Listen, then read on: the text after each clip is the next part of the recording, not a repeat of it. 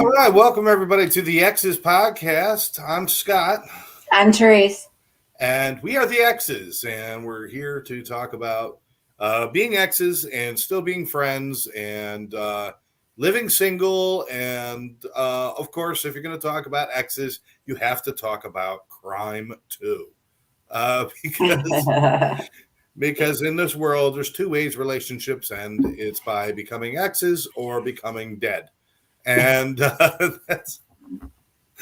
it's true. It's true. There's so much murder going on. If you never want to get murdered, never get married, and apparently never go to college. But we'll talk about that in a little while. It's just really scary.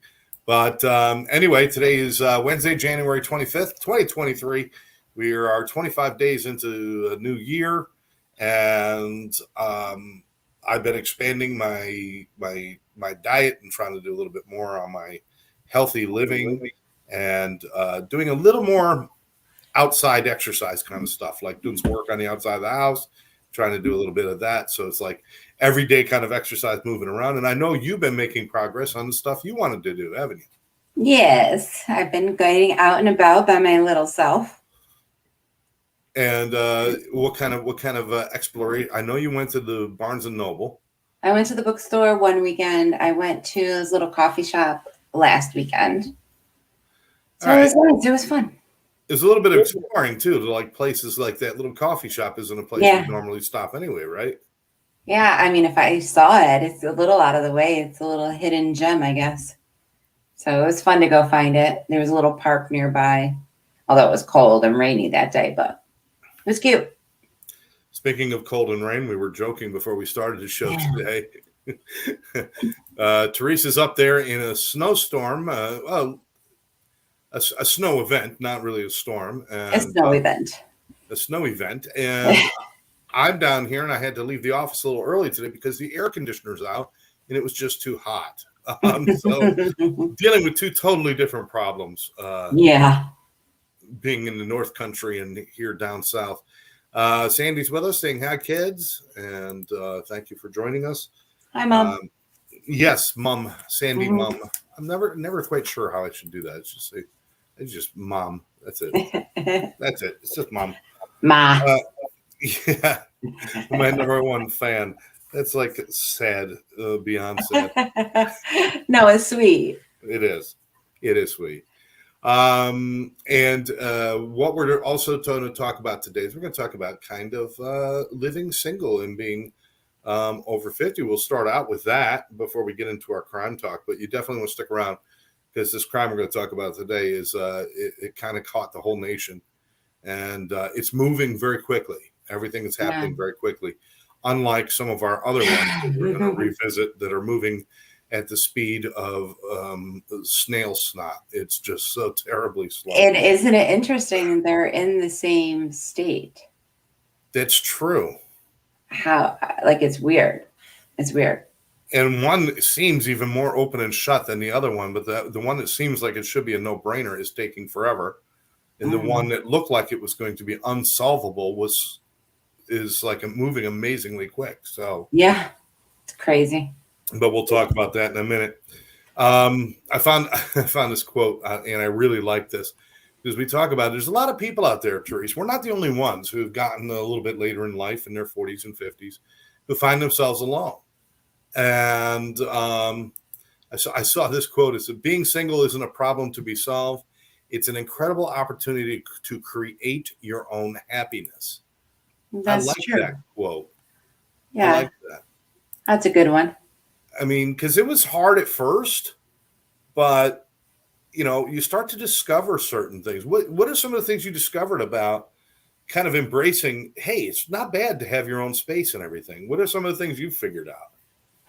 Well, I mean, simple things, just kind of having my own space and not having, I can have my girly pink room. I can have anything I want for dinner. I can have popcorn if I feel like it. I don't have to worry about feeding anybody else except Coco, but she's easy. Yeah. And just kind of being able to just relax in my own space and with my own thoughts and not really have to check in with anybody. Yeah, exactly. No offense. No. It can't take offense by this. I mean, I've got this. Of course, I've got a list because I always. Of course, you got a list. These are the top 12 things that make being single good. You know, Okay. now, it doesn't mean you don't want to. You definitely want to have friends and you want to have people in your life. I even went as far as to this past weekend. I have adopted a kitty cat. I now have a cat. I have a living being in the house besides me, which is kind of cool. And his name is Jonesy. His real name is Sir Jack Jones, but he has renounced his royal title and has come here to the States to live with me as Jonesy. As Jonesy. Yes, he's a redhead, just like the other putz who renounced his title. But we won't talk about him. Have you watched that special? I have not. Have you? Yes. You should watch it. It may change your mind. Yeah, I mean, I just you're one of the most powerful families on the planet with untold wealth, untold status, and you walk away from that. But really, he doesn't have untold wealth because it's all controlled by his father. He can't get a job where he wants. He can't live where he wants. Mom is tuning in. She's saying it's a wonderful cat that I have. Mm-hmm. She insists when I go to work, she lives in the same neighborhood I do. She'll come down and visit the cat during the day just to make sure Jonesy doesn't get too lonely. But he's a cat. They're supposed to be alone. Thank you. Hello, solitary animals. The only problem with Jonesy is, I mean, it's great.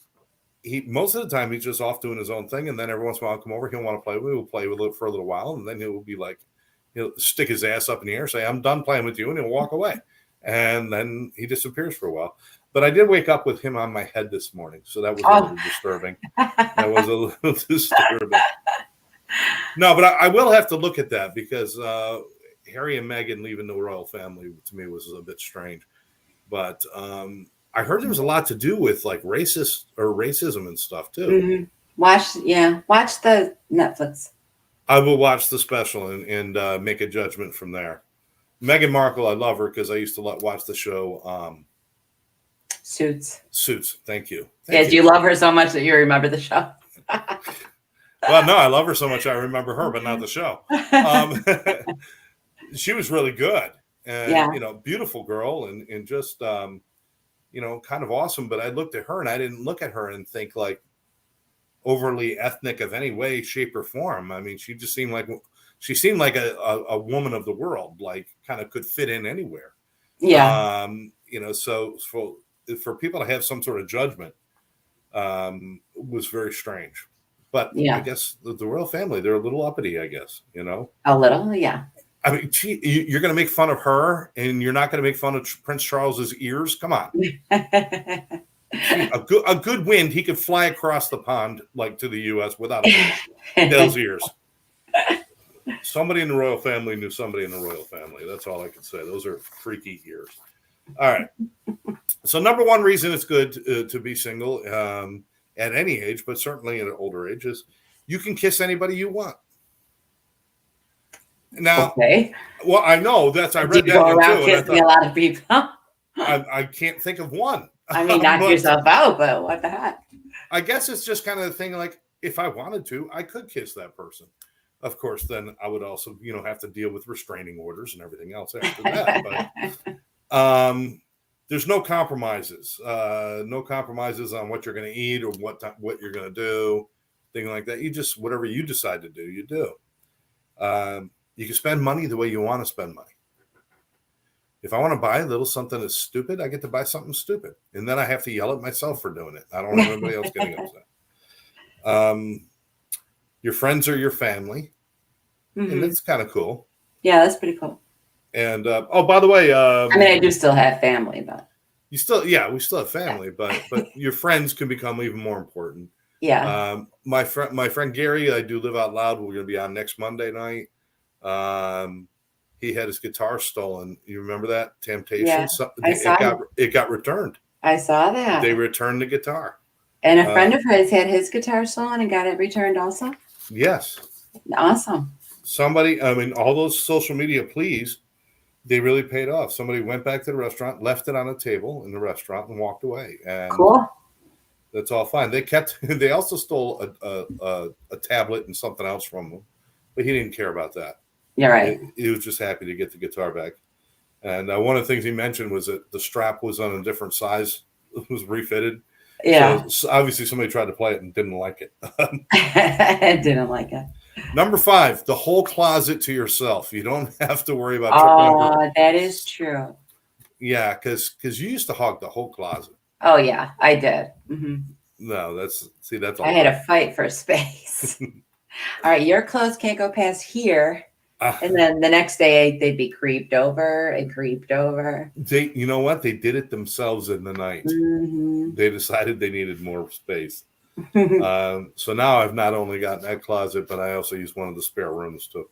I have 2 closets too now. Oh, do you use them? Yeah. It's nice, isn't it? I have 1 closet for my work scrubs. You could travel whenever or wherever you want. Of course not. You've got the dog and I've got the cat, but Yeah. still. TV and radio channel, TV channel, no debate. No When debate. I watch something, I watch it. And, I could watch zombie movies 24 hours a day. Knock yourself out. And I know you'd never like the zombie movies. You know what I realized? Living alone watching zombie movies? You don't like Not it a good idea. See? I hear somebody walking down the street and I'm like, oh shit, here they come. The zombie apocalypse is coming. What was that? The zombie apocalypse. Let's see. Well, you could. This really doesn't. You can pass gas whenever you want to. It's not like you walk around saying, "Well, I wish I could just pass gas." No. You get to decorate the way you want. Now, you mentioned the pink room. You get the pink room and all that stuff. That's true. Yes. And pretty much what you see behind me on the wall, that's pretty much the whole house now. Yeah, that wouldn't have flown. Just paintings and guitars everywhere. You learn to enjoy being by yourself. You actually enjoy those moments now. You can, and until you learn how to do that, it's not. I don't suggest you do spend any time with somebody else until you get to know yourself and like yourself. I think it's important that people do that. Yeah, I think that's true.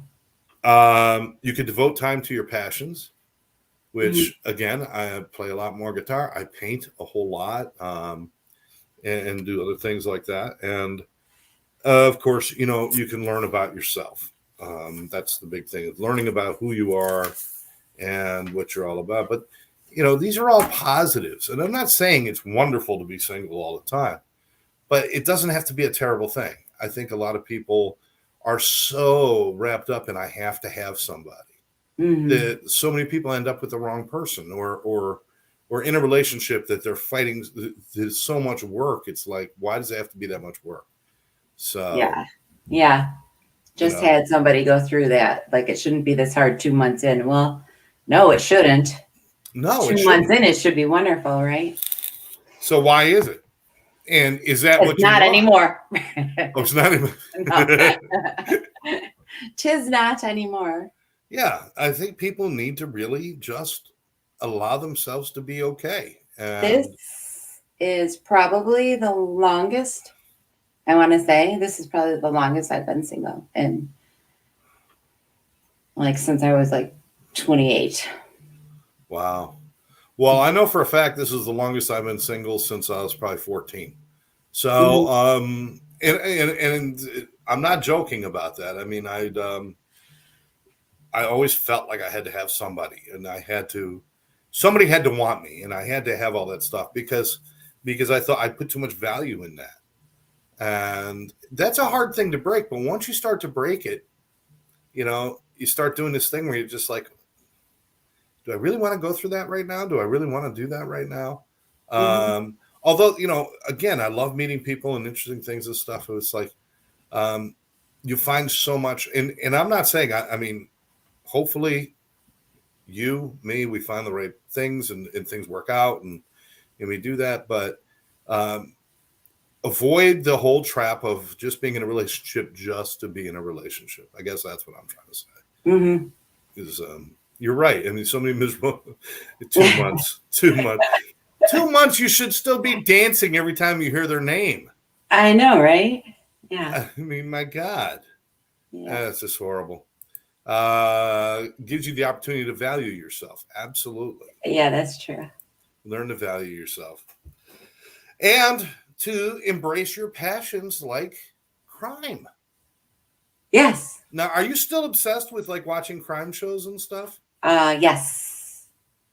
Yes. Now, like podcasts, Every TV chance I shows, get. everything. Every chance I get. Everything. I only pause for The Bachelor, which started Monday, by the way. Which that qualifies because it's a crime that show is still on. And I do watch A Million Little Things, but that's not on yet. The new season's not on yet. So those are like the only like regular shows that I may say no.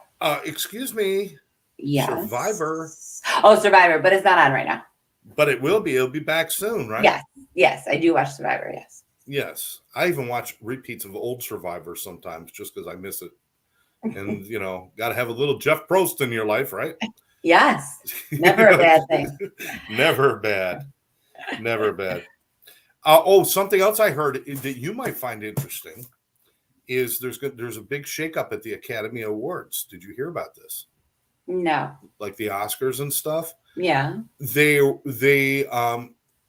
There's enough people now where there's been enough turnover in people, and there's been enough people that are just kind of like newer school people that are involved in the academies.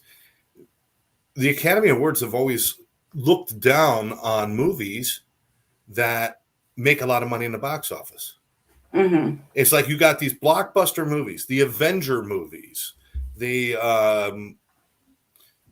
Star Wars movies, whatever movies there are, whatever movies are the big movies, the Mission Impossible movies. They never get a real opportunity. What's that? Fast and Furious. They never get an opportunity, and here it is. It's like, but they're making $1 billion freaking dollars. Mm-hmm. What movie just came out? Made $2 billion in the first weekend. It was just crazy. Whatever was it the Top Gun? Maverick? No. Yeah, I know it wasn't Maverick. Although I saw that. Did you see that yet? I know I didn't see it, but I heard it was good. It's really good. It's really good. And the one of the kids in it plays Goose's son. Oh, cool. So that kind of ties the whole thing together. Yeah. And they even had Val Kilmer on there, and it was like pretty cool. Yeah. Although Val Kilmer he doesn't look like Val Kilmer anymore. No, he Mickey Rourked himself to death. It is not a good thing. And the cool thing is that he plays his character Iceman, but he certainly looks older, but he looks terrible with all the plastic surgery he's had. But Val Kilmer is truly suffering from a throat disease. And they actually put that into his character. Oh, really? So it was kind of like a nice, nod. But what they're saying this year is they're saying these films, like Tom Cruise, should get a nod at Best Actor for being in a film. I just don't like him. I'm not a big fan either. I mean, he's like, apparently his parents never heard of Ritalin. He just jumps all over the place. He gets all wacky. The Church of Scientology. I'm not even going to go there. Yeah. But I see what you're saying. But if they're making all that money, why aren't they able to, why can't they capitalize in the awards? Yeah. And every year we got these movies, these big movies. Everybody goes see all these big movies, the Batman movie, this movie, that movie, the Avengers, and then Parasite wins, a movie that's not even in English that nobody saw in the theaters. How does that win Best Picture? What the criteria? They're changing that.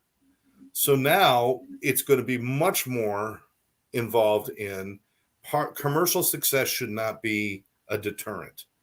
And they're even looking at Angela Bassett as Best Actress for her role in the movie Wakanda Forever. What? Which is a Black Panther movie. It's a Black Panther movie. But she does an excellent job. So I'm just saying it's a nice change to have that movies that people might have actually seen will win awards. So it's just something a little different. Let's see. South Carolina attorney is now on trial for murdering his wife and son. That is I was looking at that case.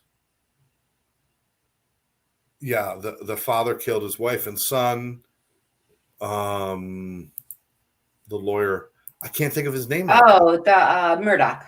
Murdoch, yes. Yeah, they Yeah, they selected his jury. They finished jury selection today, I believe. yeah, he's on trial now. Yeah. So obviously people were flipping over to crime talk now.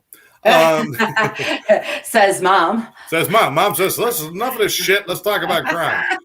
I'm glad you guys are alone. That's fine. You're happy. Shut up and talk about murder. This is my family. We're weird. We are weird. And let's see. So let's move on to what we were. First of all, let's give a quick update on our favorite couple. Oh, This is Lord. Mr. and Mrs. Personality themselves. Lori and Chad Daybell, or known as Lori Vallow and Chad Daybell, but they are married, who are being charged with 3 counts of murder, along with a myriad of other charges, and still possibly other murder charges coming. But the murder of two children and his wife. So 3 murders right now on the table. Other charges of obstruction, tampering with evidence, and all around just being douchebags. They're getting charged with that too. This has been going on now. We were talking. This is the one that's been going on for how long now? When did those murders happen? 3 years. 3, I think maybe we're going 4 on years 3 ago. years. I think we're going on 3. I think we're going on 3. 3 years, and the bodies were found 2 years ago. I think that's how it works. But anyway, they're finally getting around to it, and the trial. Well, tell us what is going on with our lovely couple there. What is going on? They were in court together recently. Chad's lawyer wanted a continuance for his client for another year, and judge said no. Well, he was claiming he needed time to do his own DNA testing. Yeah, well, that's a straw he's pulling at. Yeah, and the judge just did not accept it. No. Okay, all right. The consumption DNA, which is what they were discussing, has been taking some time. So the judge did advise the prosecution to get the state lab to get moving on that, because they've had it for like 5 months, 5.5 months. Yeah. And they have no results. So they don't even know if they can get a DNA information from it. So they need a report. Either it's going to be some DNA as evidence or it's not. What do you know about this DNA crap? Because DNA crap. No, because it's like in the real world, watching this trial, it's like, well, the DNA's been sitting there for 5 months. We need another couple of months, and it takes a year to get it back. But if I'm watching NCIS, with Mark Harmon and Paulie Perrette there, and he brings her DNA, and like after lunch, he's like, I got the results of the DNA, boss.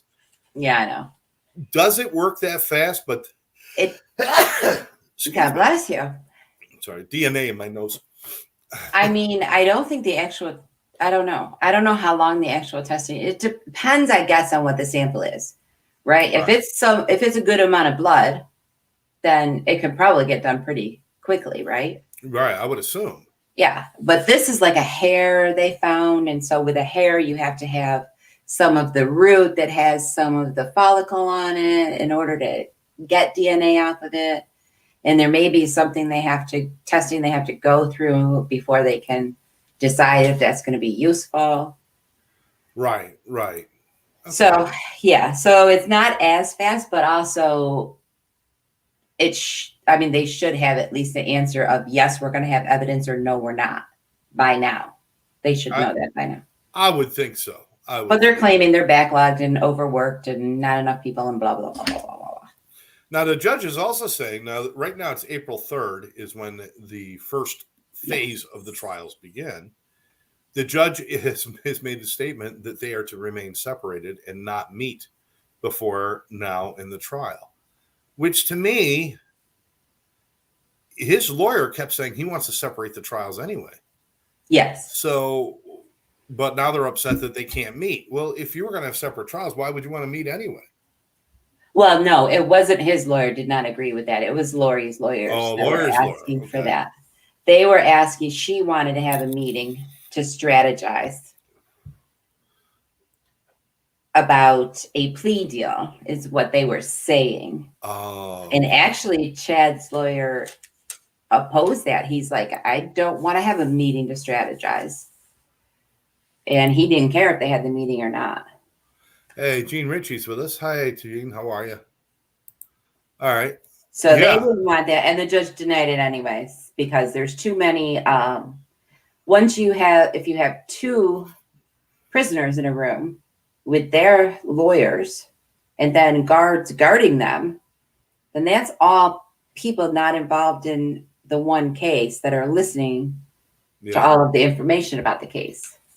And they're not sworn to lawyer-client confidentiality. Apparently, she wanted to meet to plan a new murder. Probably Rob would. What if she could? I also see it this way: is I assume the prosecution, because it's one prosecutor, right? It's a team of prosecutors. Well, it's a team, yeah. But it's one team of prosecutors trying the two of them. Yes. And to keep them separated, you're more likely to get one of them to cut a deal. If they keep talking to each other, they're gonna remain more united. So I can understand from the prosecutor's point of view why this is a big win, because as they get closer to the trial, one of those guys is going to start sweating. And I would certainly bet. Oh, hey, Mary Kay's with us. Hi, made it late. No problem, Mary Kay. We're giving the update on the Chad Daybell and the Lori Vallow case. I would bet that one of them is going to fold before the first day of trial. Who do you think it's going to be? I think it's going to be him. I think it's going to be her. Oh. I think she's starting to. All right. So, So his lawyer was saying all these things in court that, they want separate trials, that Chad's defense is not going to be the same as her defense, that there may be things. He was implying that they were going to use things, kind of throwing her under the bus in order to save him, right? Right, yes. So now she sat in court and listened to this and heard this, and her husband, from most reports, barely glanced over in her direction, and she was trying to get his, eye contact. So I think now he's humiliated her in court in front of all these people. She's a big revenge person. I think she's going to plead out and testify against him. Well, seeing as everybody who's ever met these two have died, I'd say she's pretty good on the revenge thing. I wouldn't want to cross her. No. Yeah. They were trying to get the death penalty overturned, not against her, but judge said no. There you go. Jeannie's chiming in from the beginning of our conversation. Single over 50 is awesome. No drama. Your own money, your own space. Any fur babies you want. There we go. Mm-hmm. And Mama's, like I said, murder. And Mary Kay's agreeing with you, Therese. She will protect herself. So I guess you guys are chiming in that she's probably going to turn first. I think only because I think he's much more intelligent than she is. Not like he's smarter than her, like Guy's smarter or anything like that. I think he's much more calculating. She's much more vicious. And I think his calculating nature will try to find some legal way to twist this all on her. That he was under her control and this and that. And that it was her idea to kill his wife. And I have a feeling he's going to be going through all of this. Well, just got a feeling. Well, that's probably what their defense strategy is going to be. Except, how do you explain the bodies in your backyard? How do you explain the tools with blood on it that they got out of your shed? And how do they explain the fact that he was the only one in the room when his wife was dead? It's because she was pretty. That's the defense. Chad Daybell's going to stand up and say, "Look at her." Well, apparently without her hair dye and her Botox, he's not finding her too much attractive anymore. No. Because he ain't checking her out. She's starting to look a little bit like Mickey Rourke and Val Kilmer there. She's a manipulator. Yeah, absolutely she is. But so is he. Understand, he was running this whole cult based on the idea that he died and came back to life and now is a direct conduit to the afterlife and to God and to everything else. And so he was a con man. She's a manipulator for sure. He's a con man for sure. Yeah. And I think we have to throw in there that there's also, what is the legal term for that? Yeah, that's right. They're both batshit crazy. Yeah. I do believe that is the legal term. So anyway, we will keep you apprised of that. I have a feeling that the months of February and March are going to be very interesting leading up to April 3rd. What do you think the chances are that the trial will start on April 3rd? I know the judge has put their foot down and done everything. Well, I think for her, it has to start on April 3rd, because if they can claim in the appeals court that she had the, she didn't waive her right to a speedy trial. So she needs a speedy trial, and it's already been delayed because she was incompetent. And then it was delayed a little less than a month just because of Chad's moving into Ada County. But that was a request, so I think they can kind of ride that one out. But the penalties for her not to have a speedy trial are worse than Chad claiming that his defense was incompetent or he didn't have the DNA testing. Right. All right. I just have a feeling something's going to happen. One of them's going to start squealing and the brakes are going to be put on there while they try to sort it all out and come up with deals. Well, so I think that might happen.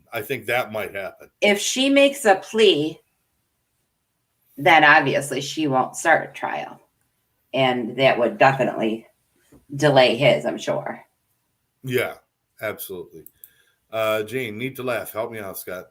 Okay, well, we're talking about murder. I know, not much laughing here tonight. I will tell you that when Therese just said she was incompetent, I thought she said incontinent. And I thought, well, I'm being charged with murder. She doesn't seem to sweat it, though. She what? She doesn't seem to sweat it. It doesn't seem to be bothering her. Crazy people they're not affected that way. She obviously has. He seems much more somber. She has no empathy for anybody. No. I mean, first of all, anybody that kills kids, I mean, there's a special especially place your own. There's a special place in hell for that. Mm-hmm. And I certainly believe that. But to have absolutely no feeling, no regard for that. It's not like, I mean, she did this and then was vacationing in Hawaii. Getting married in Hawaii. and just laughing. Yeah, there you go. That's because she's a psychopath. She is definitely a psychopath. She's definitely a narcissist. Yeah. Gene says, I'd be freaking. Yeah, of course. Normal people would freak out when there's this much stuff going on around them. You have to be a certain kind of crazy. Now let's talk about a certain kind of crazy. Let's talk about being crazy. So now we're dealing with something new. And this is a case that came up.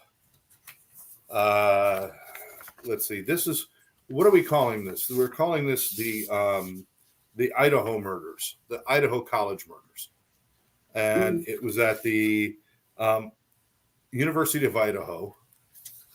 4 kids being age 20 and 21, 4 of them. I don't think they were 20 even. I think someone was 19. Let me see. I got their picture here. 20. Okay. Yeah, they were all 20. Ethan Chapin, Kaylee Goncalves. Okay, we're gonna go with first names here because I got Chapin, I got Goncalves, I got Kernoodle, and I got Mogan. Ethan, who is 20, Kaylee, who's 21, Zana, who is 20. Zana. Is it Zana? Yeah. All right, Zana, Zana, you say potato, I say potato.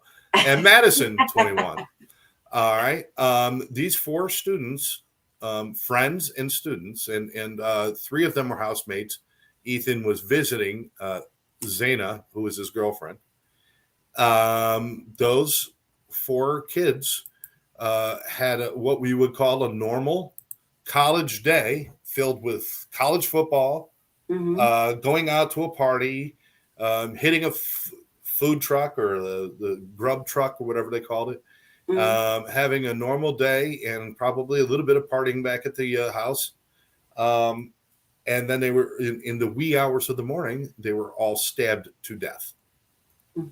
So this is what happened. Do you have the dates of when this all occurred? No.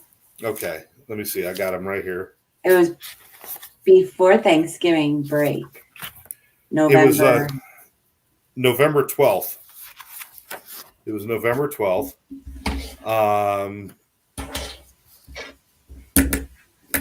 That these four college kids were murdered. They were in a house. Now the house that they were in is I guess you'd just call this like office campus housing. They rent a house or they rent apartments off campus. Yes. But it's close enough to the campus that it's considered the campus area. Yes. And there's 3 floors on this house, and this isn't the best picture of the house, but at least you can see a little bit of it. That's the back of the house, correct? This is the back of the house. Yeah. Okay. It had 3 floors. Yeah. The first floor is actually beneath what you're seeing there because the front of the house slopes down. So the first floor had 2 girls on that floor. The second floor had Zana and Ethan on that floor. And the third floor up top had the other 2 girls. And the thing is that this November 12th, this early in the morning, when this killer came in and killed them, did not bother with the 2 girls on the first floor. Yeah. Which was very strange. Yeah, it is strange unless he just didn't realize that there was another floor down there and that they were down there. But then one of the girls did see him leaving.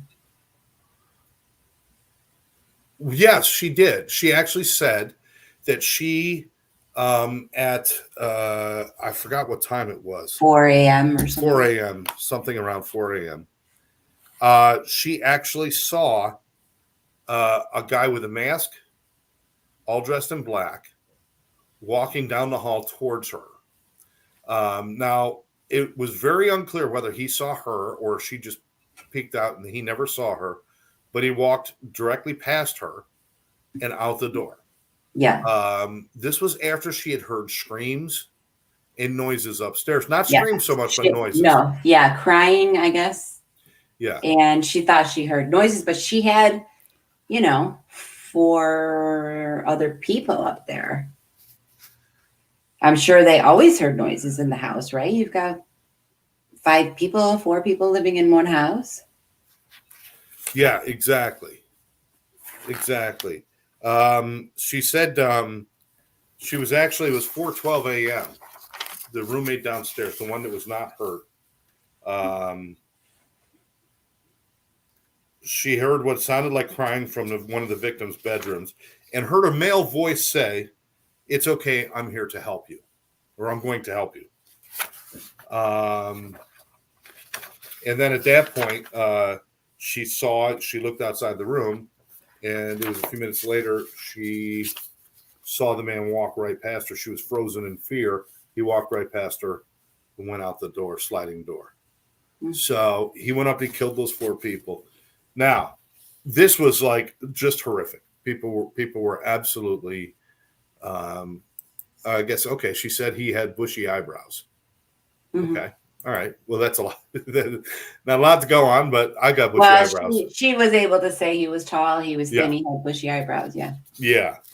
So then it was later that day, she actually went and hid in her room, and it wasn't like she called the police right away. It was hours later. Yeah.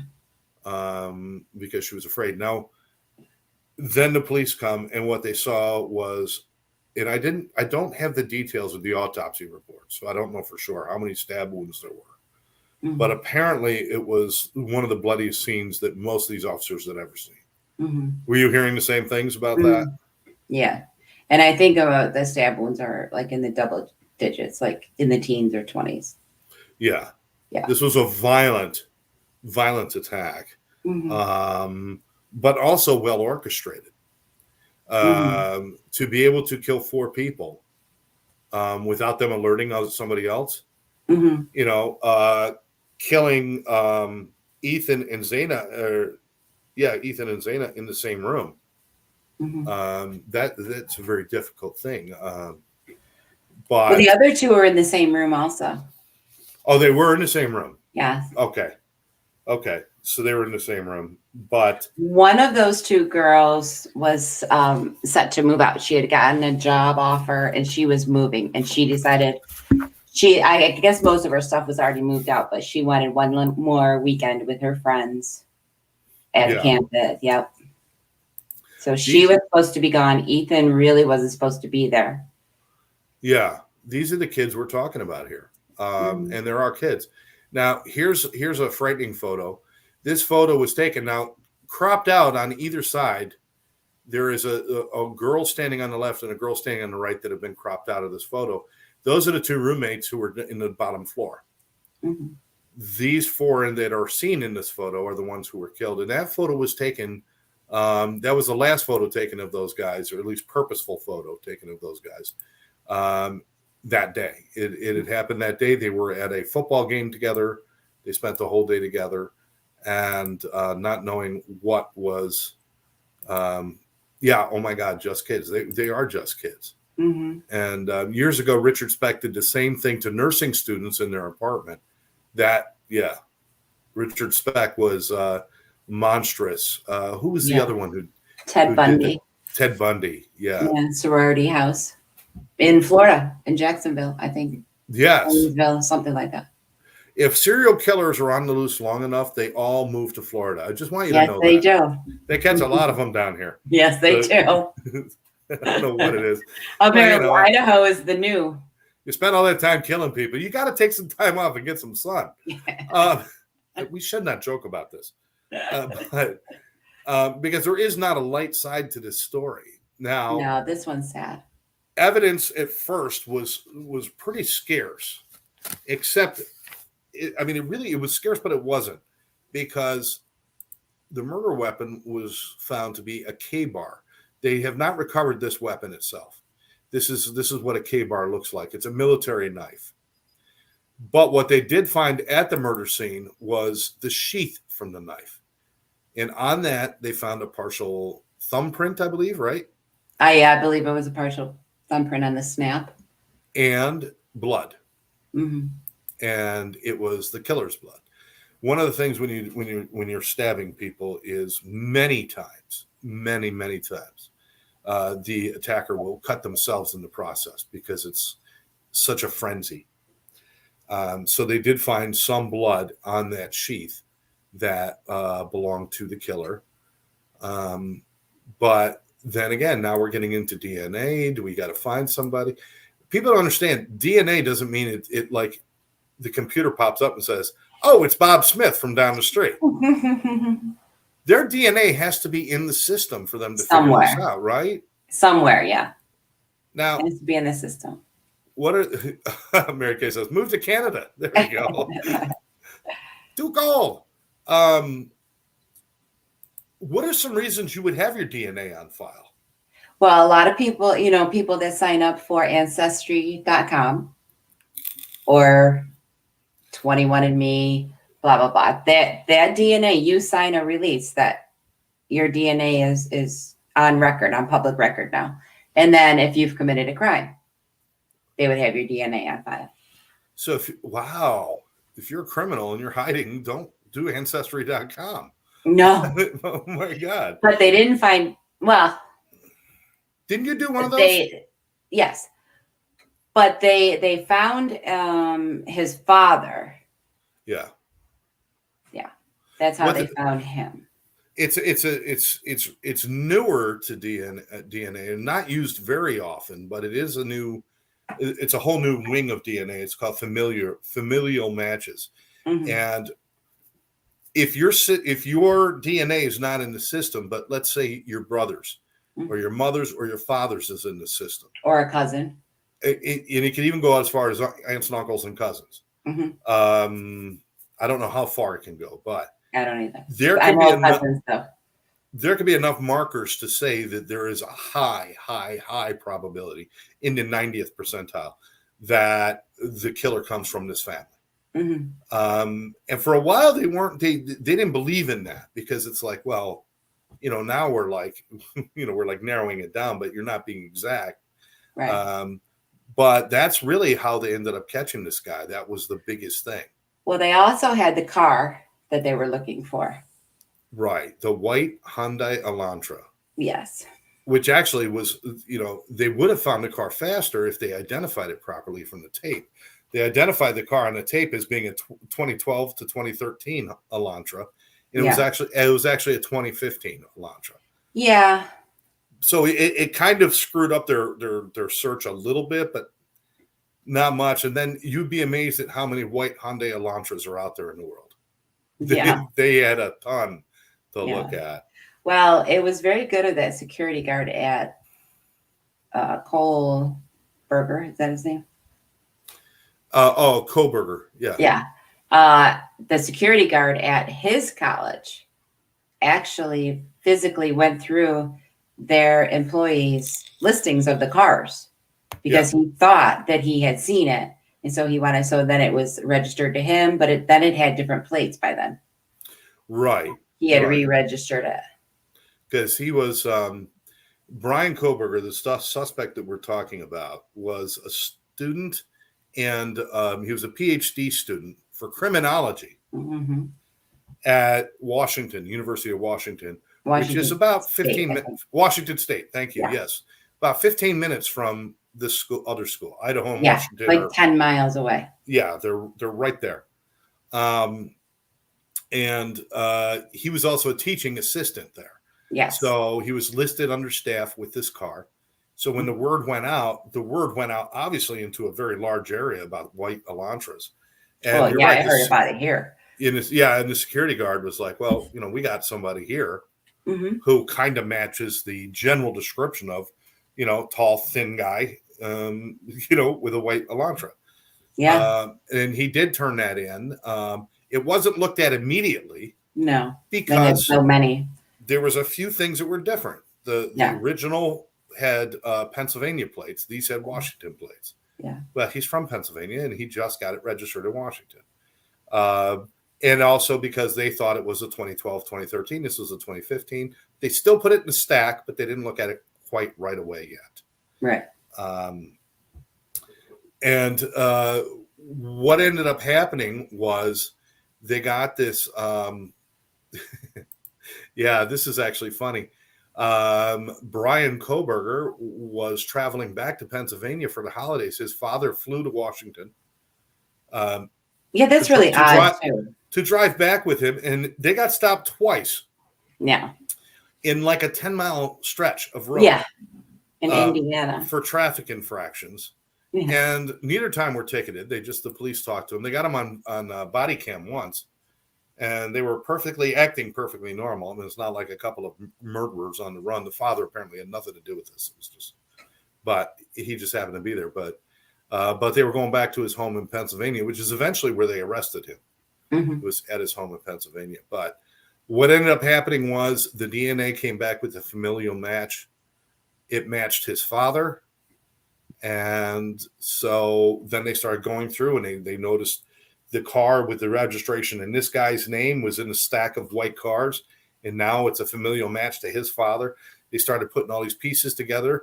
Then they were able to get his cell phone records. Yes.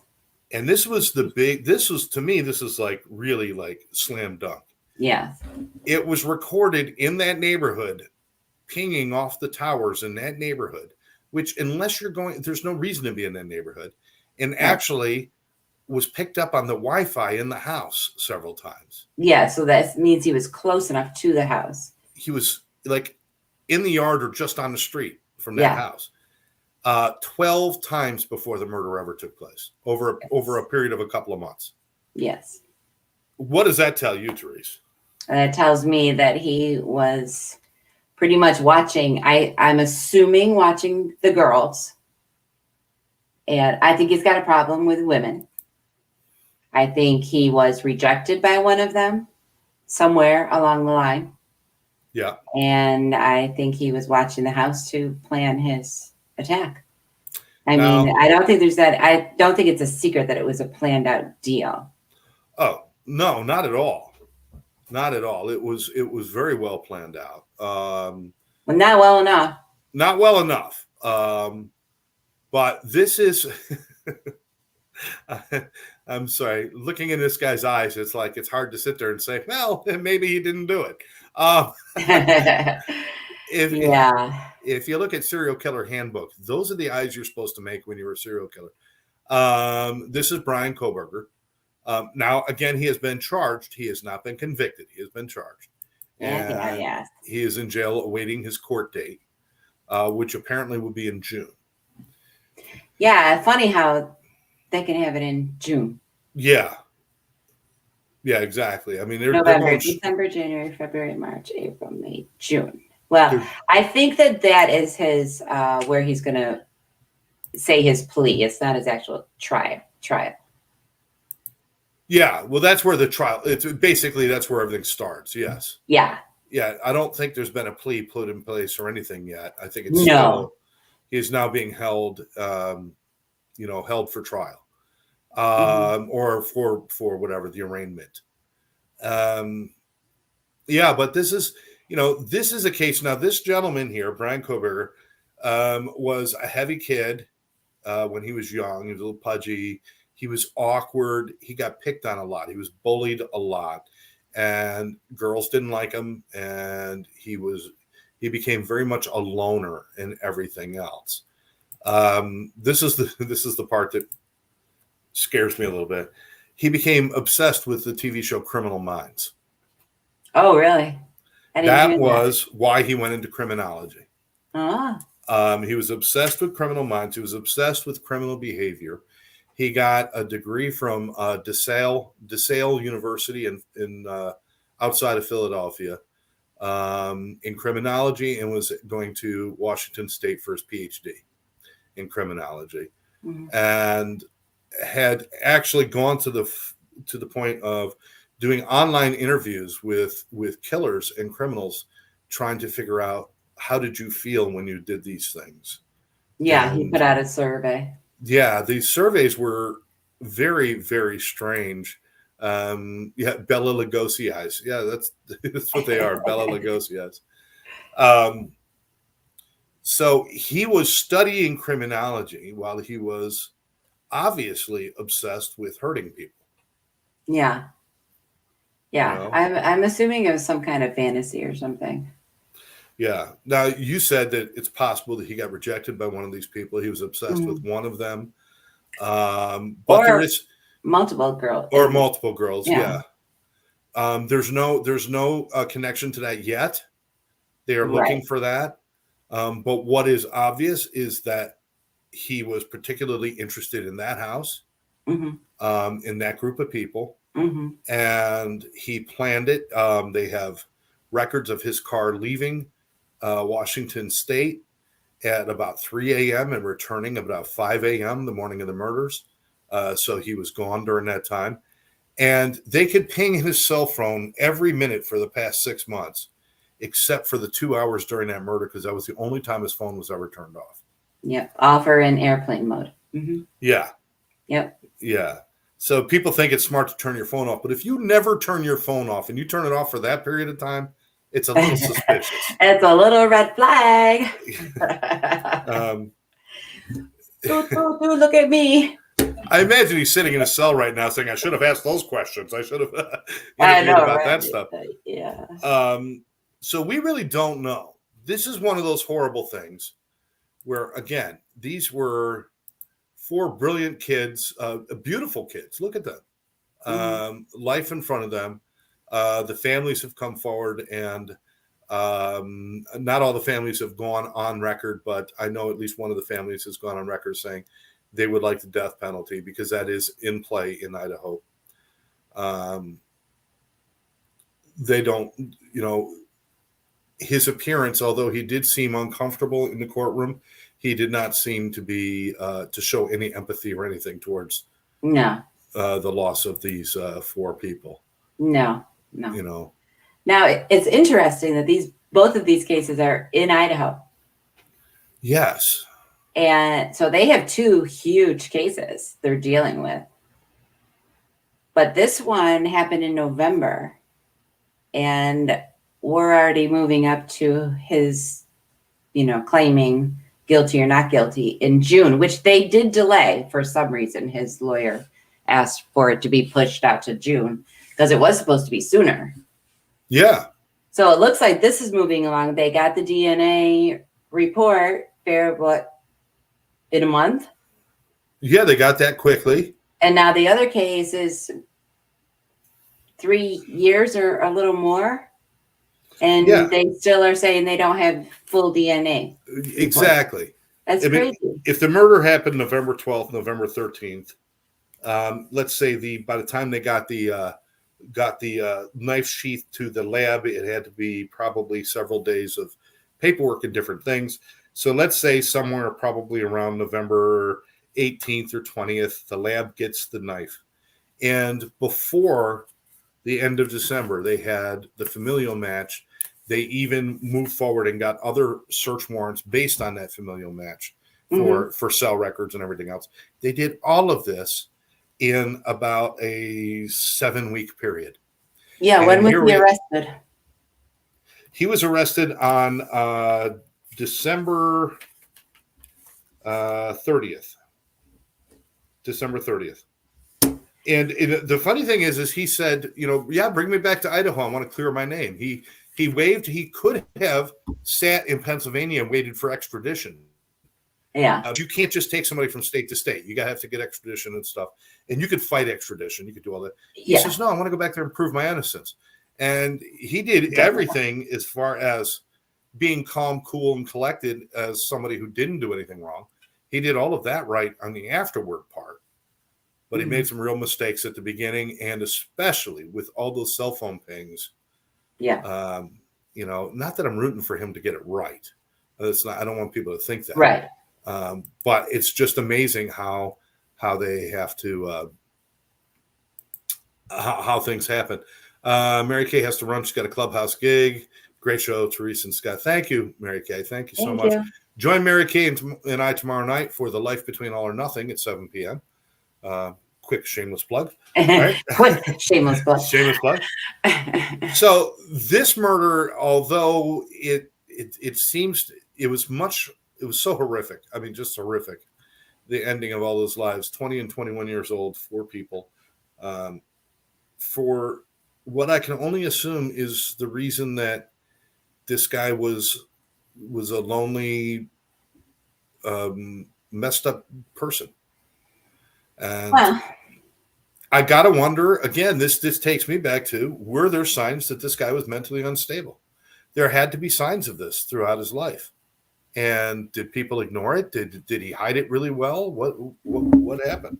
Yeah, I don't know. There have been some old classmates that said he had changed from, like, if they knew him in middle school and then saw him in high school or college. He had changed a lot, lost a lot of weight, had changed a lot. The one girl said she ran into him at a wedding post high school years, and he looked a lot different. He really only talked to her. He didn't mingle with the other wedding guests. Yeah, I saw that. That was a girl who was actually kind to him in junior high when people were picking on him, and then met up with him. But the fact that she said he was in a room full of people and would not interact with anybody. Yeah. These are things that, I want to point out that if you see somebody, I'm not saying everybody's going to be a killer. That's not the case. But a lot of people out there are very sad, very lonely, have a lot of health issues, mental health issues. Don't ignore it. Don't assume that they're going to be okay, because in more cases than I want to even think about, they hurt themselves or they hurt somebody else. So if you know somebody who is suffering from that kind of depressive episodes and being that withdrawn from the world, maybe you need to say something. Teresa, your thoughts on this? Because I mean, you work in the medical field, and you see people a lot who have a lot of issues and stuff. Mm-hmm. No, I agree. Definitely should say something. Get them some help. Get them evaluated. Something. Yeah, absolutely. Wow, we've blown through our hour. We did. It's crazy. If you want to learn more about this case, there is a 2020 special on the case, or not 20, sorry, a Dateline special on the case. I believe it is being carried by Hulu. If you want to look it up, it was just done in December or January, actually. I mean, it was done in January, so it is fairly new. It'll give you all the ins and outs, and look for it. We'll keep you apprised of course, our friends, Daybells and the Vallows, our friends, our good friends, and we'll let you know what's going on with this case with the College Town murders. Yes. Any final thoughts? Have a good evening. And don't kill people. Tonight. Don't kill people. Don't kill people. Don't kill people. I want to thank everybody for joining us. We'll catch us again in 2 weeks. We'll be back on the 8th. What is the next month? February. February, yeah. I was going to say March. I was going to skip February this year, people. See how that works. We'll be back on February 8th with more stories and more about being exes, and certainly more on crime. Yeah. But for now, I want to wish everybody a great evening. If you want to have yourself a good day, make sure you do 2 things nice for yourself, 1 thing nice for somebody else, and it's a guarantee to have a good day right there. And thanks for joining us. We will catch you next time.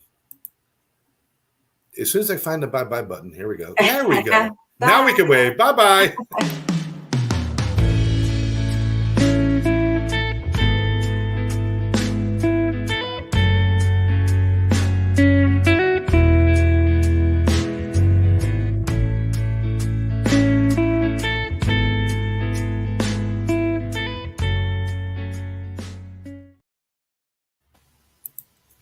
Hello.